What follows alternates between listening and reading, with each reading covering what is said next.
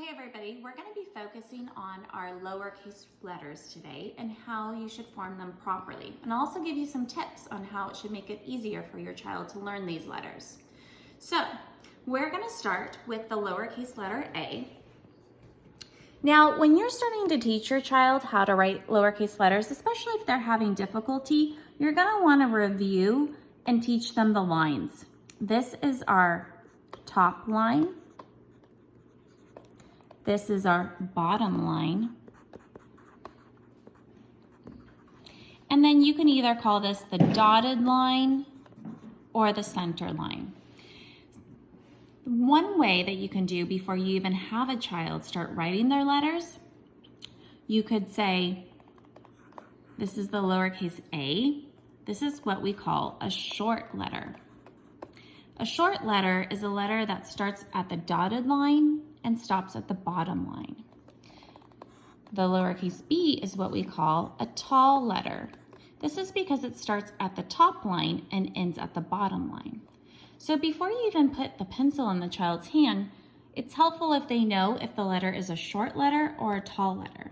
So you could play a game. For instance, I could write the lowercase c, and I could ask my child, is this a short letter or a tall letter? And then hopefully they say it's a short letter. And then you would say yes, because it starts at the centered line and stops at the bottom line, so that you're building this vocabulary and understanding. So if they're having difficulty and placement errors, you can review them. Remember, the Z starts at that dotted line and stops at the bottom line. Okay, let's move into letter formation. The lowercase a is going to start at the dotted line. You make a circle, you come up and back down. The B is a tall letter, so that starts at the top line, goes to the bottom, comes to the dotted line with a little curve. The lowercase c starts at the dotted line, you make a little curve, and it stops at the bottom line. Lowercase d, you make a big line down, come to the dotted line, little curve. The E is one of the most trickiest letters because it doesn't start on the line. You want to teach your child to start in the middle of the line, below the dotted and above the bottom line. You make a little line out and you go up and around. The F is a tall letter, so that starts at the top line, goes down to the bottom, little line across on the dotted line. Now, the G is a descending letter, and this is another tricky letter for some kiddos. So you have to teach them, because we're always telling them our letters don't go below the writing line, but 5 letters are only allowed to do this, and G is one of them. You make a circle, you go down, little curve. The H starts at the top. It's a tall letter. Big line down, come back up and over. The I is a small letter, so it starts at the dotted line, little line down with a dot on the top. We've come to another descending letter. That's a letter that's allowed to go below the writing line, and that's our lowercase j. Starts at the dotted line, you come down, curve back up, little dot at the top. K, that's a tall letter, so that starts at the top. Big line down, diagonal line up to the dotted line, and diagonal line back to the bottom.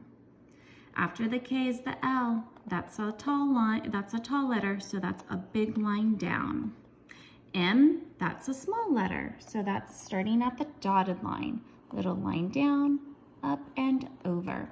Now, if your child is really struggling with the small letters and they're happening to be floating, and what I mean by floating, it means if they're writing their letters like this, we call them floating, and sometimes they'll say, oh, it has to sit on that bottom writing line or it will float away, and sometimes I'll blow as a joke and to kind of get them to notice that we don't want space. If you're noticing that you're really spending time with them and talking about, look at the bottom line, has to touch the bottom line, and they're struggling, what I often do is I'll take a yellow marker and I will highlight this area, and I will cue my students, when they're writing their small letter, that the letter has to stay in the yellow.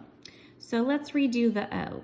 So I would say letter O is a small letter. It's going to start at the centered line and stop at the bottom line. So it needs to be in the yellow.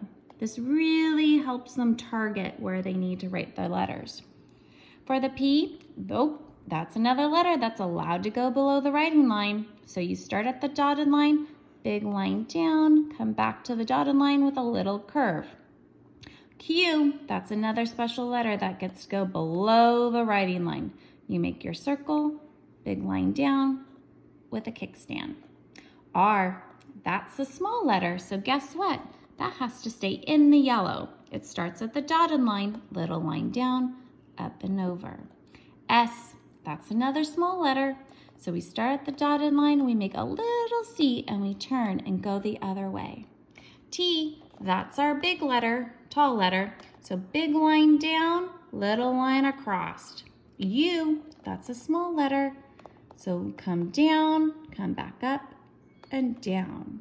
V, that's a small letter. Slide down, slide back up. W, small letter again. Slide down, slide up, slide down, slide up. X, that's another small letter. Slide down, slide down. And Y, that's our fifth letter that's allowed to go below the writing line. Slide down, back to the top, and slide down below the writing line. And Z, that's a small letter. Little line across, slide down, and across. I'm going to show you real quick another activity that you can do. And that is, one, you can show your child and have the letters mixed up. So you have tall letters and short letters. And before you even have them practice it, you can say, is this a tall letter or is it a short letter? And first have them identify that. Then this is a paper that's already pre-printed with the yellow highlighting. But like I said, you can easily use a yellow marker to create your own paper. Another activity that you can do, and you can do this in a book or in a magazine, is that you ask them to circle all the short letters or just point to it if you're not wanting them to use a pencil. And so again, this is just building their awareness of, is the letter short, is it tall, or is it descending? And when they understand a little bit more of what size the letter is, then it makes it easier for them to know where to place it on the paper. Well, that's all for today. Thanks for joining, and I'll see you next time.